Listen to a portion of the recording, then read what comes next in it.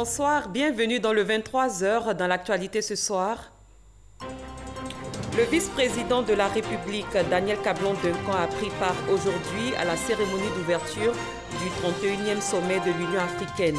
Une rencontre dont le thème principal est la lutte contre la corruption et qui se penche sur les crises qui secouent le continent. La rencontre se tient en Mauritanie. Ce dimanche marque le dernier jour de la visite du travail du Premier ministre dans la région du Gao. Amadou Gon Coulibaly a participé à la cérémonie hommage au président de la République Alassane Ouattara, organisée par les populations du Gao au stade Biaka Boda de Gagnoa. Coupe du Monde 2018, l'Espagne s'est inclinée ce dimanche au tir au but face à la Russie. Le match a eu lieu à Moscou. Merci d'être avec nous pour cette demi-heure d'information.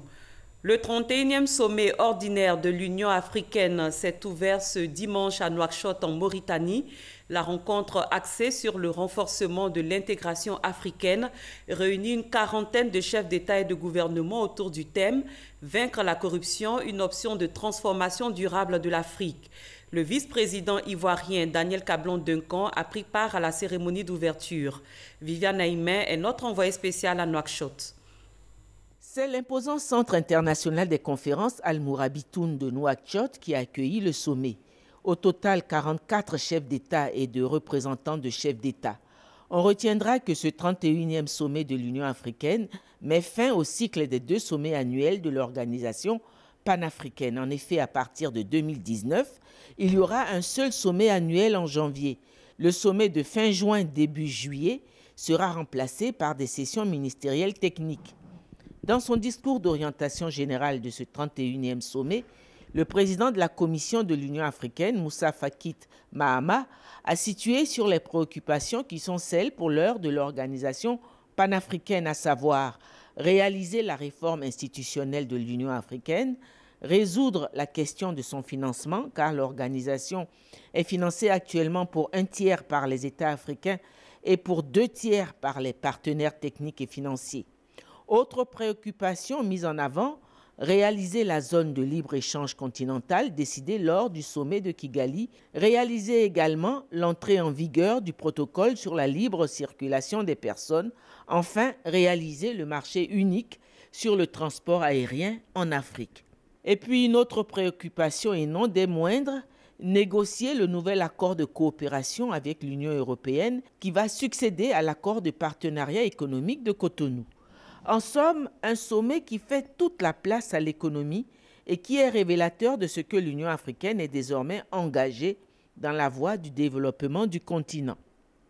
L'année 2018 a été déclarée par l'organisation panafricaine année de lutte contre la corruption, d'où le thème de ce 31e sommet qui est « Vaincre la corruption, une voie durable pour la transformation de l'Afrique ».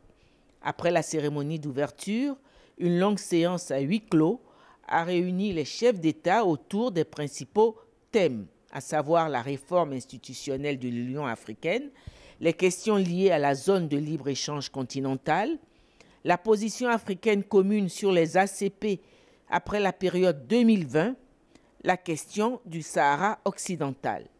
Le thème du sommet « Vaincre la corruption, une voie durable pour la transformation de l'Afrique » a fait lui aussi l'objet d'un huis clos des chefs d'État dans l'après-midi. Ici en Côte d'Ivoire, la visite de travail du Premier ministre dans la région du Gao a pris fin aujourd'hui. Amadou Gon Coulibaly a assisté ce dimanche à la cérémonie hommage au président de la République Alassane Ouattara, cérémonie organisée par les populations du Gao au stade Biaka Boda de Gagnoa. Il a salué la grande mobilisation des fils et filles de la région avant de les inviter à promouvoir la paix et la cohésion. Herman Guivi.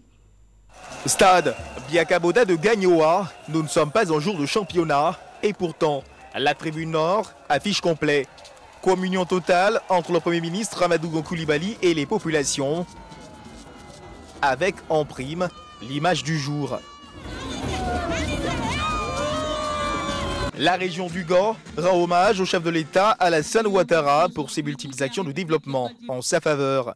Au nom des nombreux projets de développement dont a bénéficié notre commune, la preuve patente sous nos yeux c'est le stade Biaka Boda.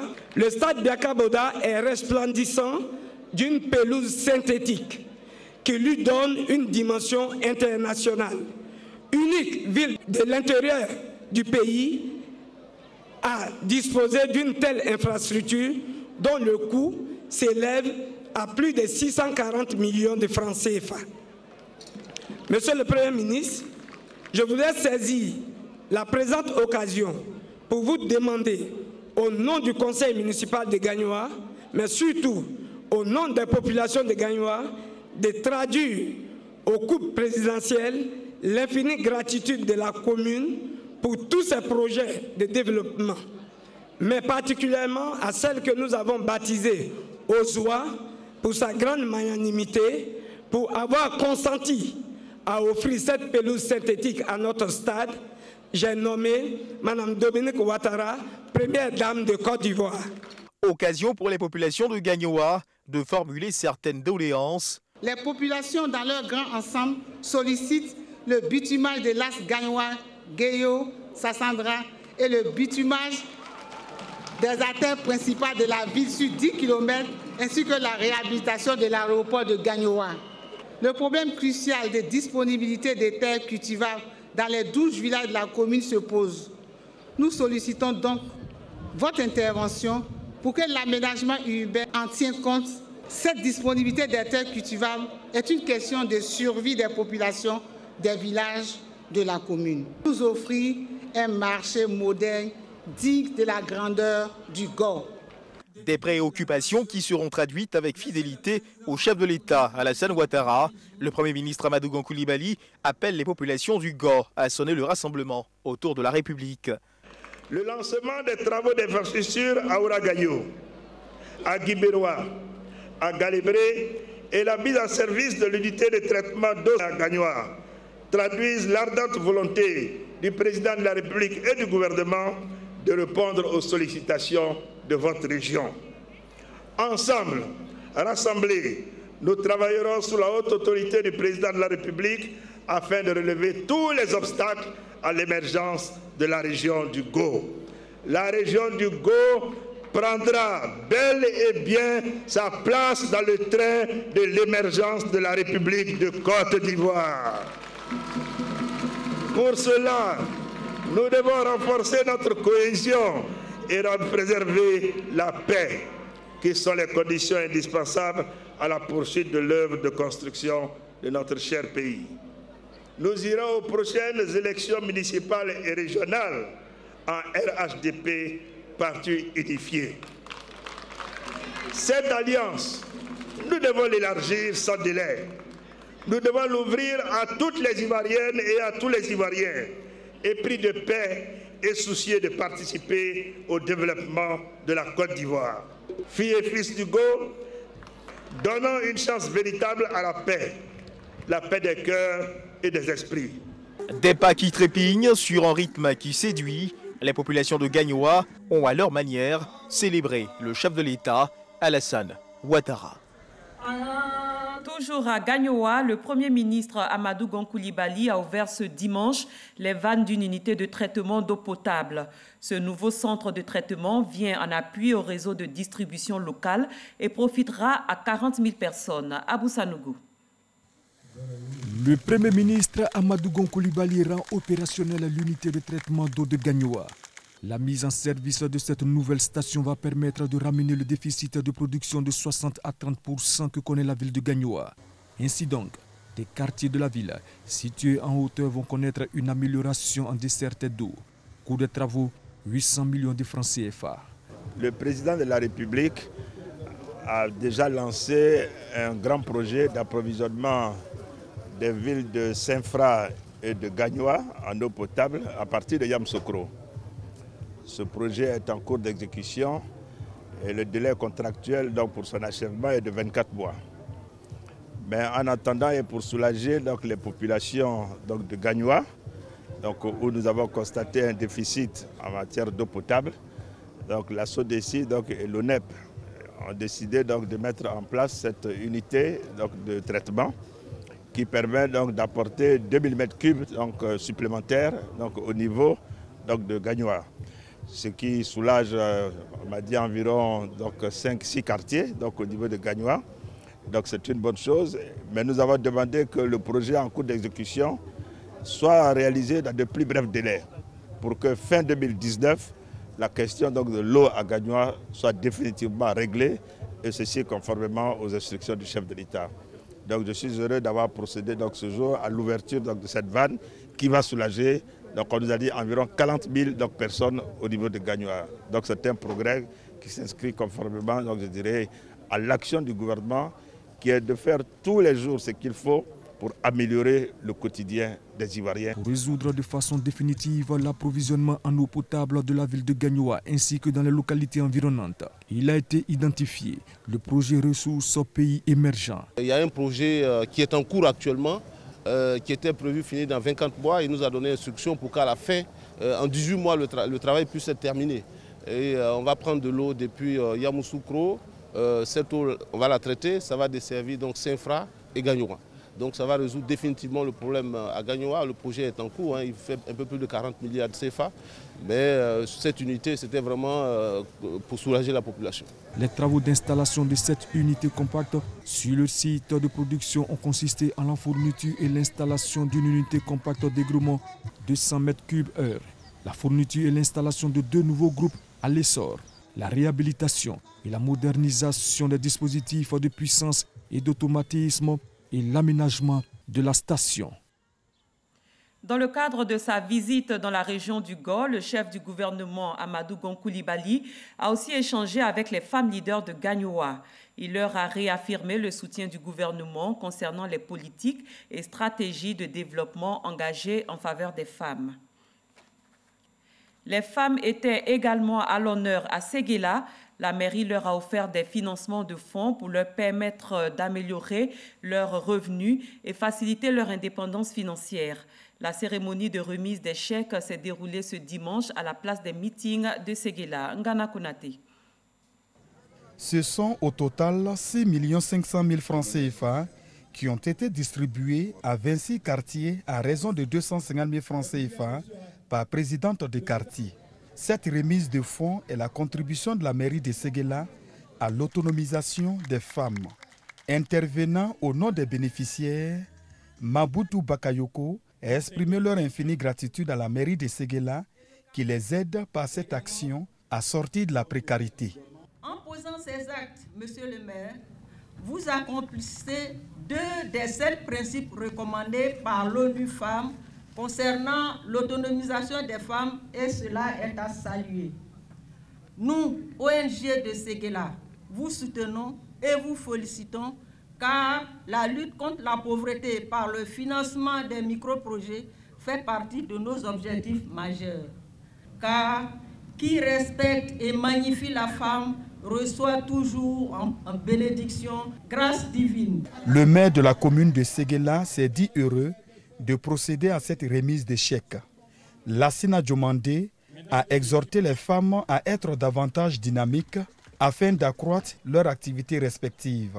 Lorsque la femme a un revenu, aussi petit soit-il, profite toujours à toute la famille. Cette remise de fonds est une modeste contribution que nous faisons afin de participer à l'autonomisation des femmes de notre commune. À l'issue de la cérémonie, les femmes de la commune ont reçu des cadeaux. Elles ont exprimé leur joie et leur reconnaissance à travers des chansons et des pas de danse. Les programmes mis en place pour éviter de nouveaux drames causés par les eaux, la pluviométrie, le réchauffement climatique, mais aussi l'action de l'homme ont été évoqués par le président de la Chambre nationale des promoteurs et constructeurs agréés de Côte d'Ivoire.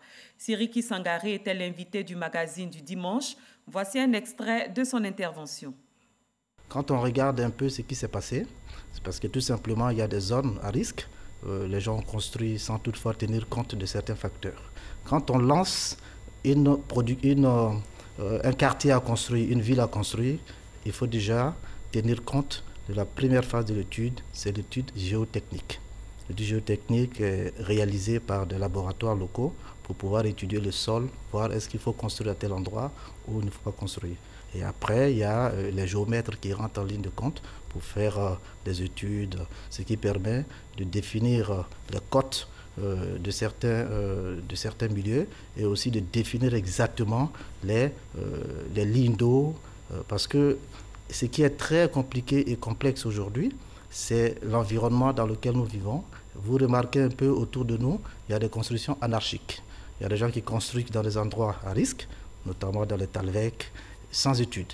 Oui, mais ça, ce sont les procédures normales. On a vu que ça n'a pas été respecté dans bien des cas. Alors, qu'est-ce qui devrait être fait et qui ne l'est pas fait? Pourquoi est-ce qu'on en arrive à cette situation, selon vous? Alors, il y a deux cas de figure.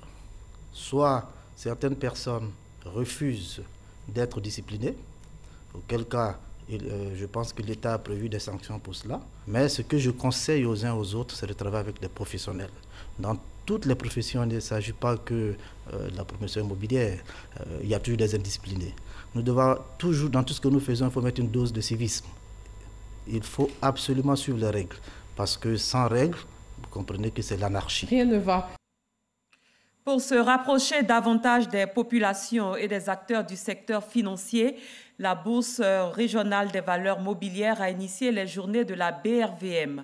Pour la 11e édition, l'accent a été mis sur l'innovation et le développement des marchés financiers. Une rencontre de partage d'expériences pour les financiers entretenue par le ministre Thierry Tano, conférencier principal. Mamadou Kouassi.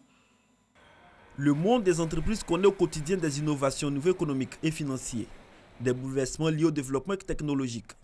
Cette situation est au cœur de la 11e édition des Journées de la Bourse régionale des valeurs mobilières, BRVM. Pour cette édition, le ministre Thierry Tano, invité spécial à partager avec les chefs d'entreprise et les financiers sa riche expérience de financier international, et surtout du thème l'innovation et le développement des marchés financiers. Une économie, quelle qu'elle soit, a besoin pour se développer d'abord d'une épargne nationale forte, mais également d'un marché boursier qui soit très efficace et qui permette justement à des entreprises d'avoir des sources de financement qui stimulent à la fois la création d'entreprises, qui stimulent la création d'emplois, notamment au niveau des petites et moyennes entreprises. On a parlé également de l'éducation de nos populations, l'éducation financière, apprendre les avantages de l'épargne, de l'investissement, apprendre des choses aussi basiques que dans la vie, on ne peut pas dépenser plus que ce qu'on gagne. Les journées de la BRVM sont des cadres de rencontre des professionnels du secteur afin de réfléchir ensemble sur les techniques de développement du marché financier et de la bourse des valeurs, tout en rapprochant les PME et les investisseurs. Digitaliser davantage nos activités de manière à les rendre plus proches des populations, de manière à les rendre plus accessibles aux populations, de manière à faire en sorte que ces activités-là correspondent aux besoins actuels des populations ivoiriennes et des populations de notre sous-région. On ne peut pas échapper aujourd'hui donc à l'innovation quand on parle de transformation économique, quel que soit le secteur d'activité. Le représentant du ministre de l'économie et des finances salue l'initiative de la BRVM. Avant cette rencontre d'Abidjan, la précédente journée de la BRVM s'est tenue à Bamako, dans la capitale malienne, au mois de décembre dernier. Parlons environnement. 500 participants venus de 41 pays se sont retrouvés à Abidjan pour tenter de trouver des solutions au réchauffement climatique. Les experts en environnement proposent entre autres l'accès au financement pour la réalisation de projets durables. Grâce Kandou. Société civile, ONG, élus locaux affirment leur engagement à lutter contre le dérèglement climatique sur le continent africain. Mais l'une des batailles majeures reste l'accès au financement pour la réalisation de projets durables. La volonté y est, l'engagement est là. Le tout maintenant, c'est d'avoir accès au financement. Les collectivités ont le devoir également de contribuer à régler ces problèmes-là. Nous allons porter la voix de ce sommet en Californie. Très bientôt, au mois de septembre, il y a un sommet en Californie et nous allons continuer à faire le plaidoyer pour avoir les moyens. Autre préoccupation, l'implication des élus locaux dans les plans et programmes de lutte contre les changements climatiques. L'Afrique ne participe pas beaucoup à ces émissions de gaz à effet de serre. Nous ressentons les effets des changements climatiques dans nos villes. Il est important qu'au niveau des politiques à mettre en œuvre dans nos États, que les villes soient mises à contribution et que nous puissions y participer dans l'élaboration, mais aussi dans la mise en œuvre. Intégration du genre dans les politiques publiques, prise en compte des enjeux d'adaptation, priorité à l'éducation et à la formation, accès à l'énergie sont entre autres les recommandations de ce sommet. La Côte d'Ivoire prend déjà des engagements. Beaucoup d'élus, notamment les grandes régions ivoiriennes ici présentes, se sont engagés, ont signé la déclaration des élus africains sur le dérèglement climatique, ce qui doit amener ces régions à s'investir plus sur l'action climatique. On a vu ici par exemple la création d'une feuille de route sur la mobilité ivoirienne, donc il y aura des actions sur le transport. Il y a beaucoup de nouveaux projets en lien y compris avec la révolution numérique. Le sommet Climate Change Afrique se présente comme une opportunité pour les structures non étatiques dans la gestion des changements climatiques qui compromettent le développement et l'avenir de la planète. Ouverte le lundi dernier dans la ville de Grand Bassam, la 3e session internationale de réflexion stratégique a pris fin avec d'importantes décisions au profit des États. Cette rencontre organisée par le ministère de la Défense a permis aux pays ayant connu des crises de définir des stratégies de défense. Mamadou Kwasi. Fini la 3e session internationale de réflexion stratégique organisée par le ministère d'État, ministère de la Défense. Une rencontre qui a mobilisé une quarantaine de participants venus de 20 pays africains. Au cœur de cette 3e session, la reconstruction de l'outil de défense post-conflit, cas des pays africains. Sujet qui a permis aux différents intervenants de faire des propositions pour maintenir l'outil de défense intact. Cette stratégie africaine, africano-africaine de reconstruction de l'outil de crise repose sur 3 paramètres essentiels. D'abord, une doctrine de l'armée. Une doctrine qui essaye de fixer le cap, qui essaye de s'approprier véritablement la politique de défense. Mais une doctrine contextualisée. Il y a maintenant la question de l'État-nation. C'est-à-dire comment s'articule la défense populaire. Représentant le ministre d'État, ministre de la Défense, Jean-Paul Malan, directeur de cabinet, a salué la mobilisation des États de l'Afrique de l'Ouest et du Centre, ainsi que du Comore, à ressouder les liens entre les armées sur l'outil de défense des nations. La reconstruction de l'outil de défense après une période de crise est un processus délicat, mis en œuvre dans un contexte sensible, marqué par l'absence de confiance entre ex-belligérants.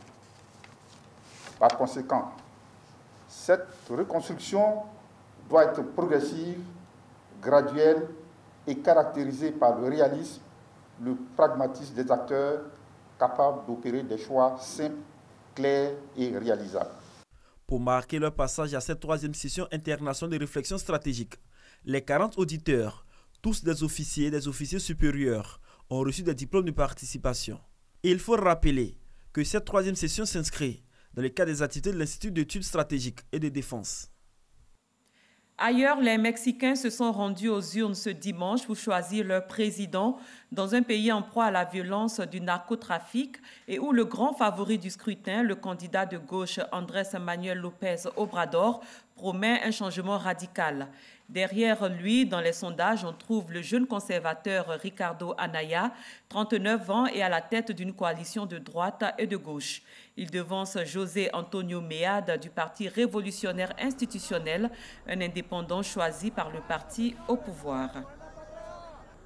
Faisons à présent le point de l'actualité internationale de la semaine. Ce 7 sur 7 est proposé par Sidonie Davila.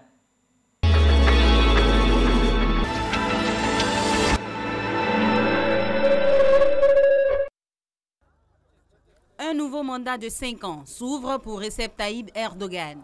Les autorités électorales turques ont annoncé tôt lundi qu'il avait obtenu la majorité absolue des suffrages exprimés.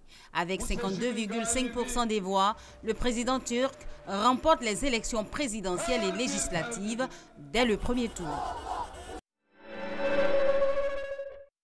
La Cour suprême des États-Unis a validé mardi le décret migratoire de Donald Trump, offrant une victoire définitive au président américain à l'issue d'une âpre bataille judiciaire autour de cette mesure extrêmement controversée. La décision prise à la majorité de 5 juges conservateurs contre les 4 autres progressistes entérine ce décret qui qui interdit le territoire américain de façon permanente aux ressortissants de 6 pays, pour la plupart à majorité musulmane. Médiateurs de la CEDEAO dans la crise togolaise, les présidents Alpha Condé de la Guinée et Nana Akufo-Addo du Ghana à Lomé pour décrisper et apaiser le climat sociopolitique. Ils ont rencontré mercredi les représentants du pouvoir et de l'opposition pour discuter de la crise qui traverse le pays depuis près d'un an. Les facilitateurs ont appelé les deux parties à faire des concessions pour aboutir à un consensus. Un incendie s'est déclaré dans un dépôt de bois du populaire marché de Gikomba à Nairobi, au Kenya, dans la nuit du jeudi. Au moins 15 personnes ont trouvé la mort, 4 enfants figurent parmi les victimes et plus de 70 personnes sont soignées pour blessures et brûlures. Les causes de l'incendie restent inconnues jusqu'à présent. Au Mali, le quartier général de la force conjointe du G5 Sahel a été ciblé vendredi. Un véhicule peint aux couleurs des Nations Unies s'est fait exploser à l'entrée du camp militaire, faisant au moins 6 morts et de nombreux blessés. Il s'agit de la première attaque contre ce quartier général de la force anti-djihadiste à Sévaré, dans le centre du Mali. Selon plusieurs sources au sein de la force G5, l'attaque terroriste s'est déroulée au moment de la prière. Samedi, des centaines de manifestations ont eu lieu aux États-Unis pour réclamer le regroupement immédiat des enfants et de leurs parents clandestins. Environ 2000 enfants attendent toujours de retrouver leurs parents. La France a rendu ce dimanche 1er juillet un ultime hommage à Simone Veil pour honorer la mémoire de cette rescapée de la Shoah, ancienne ministre et présidente du Parlement européen. Décédée le 30 juin 2017, Simone Veil devient ainsi la 5e femme à faire son entrée au Panthéon. Désormais aux côtés de son mari au milieu des héros de l'histoire de France. Figure populaire du XXe siècle, c'est à elle que l'on doit la dépénalisation de l'avortement en 1974.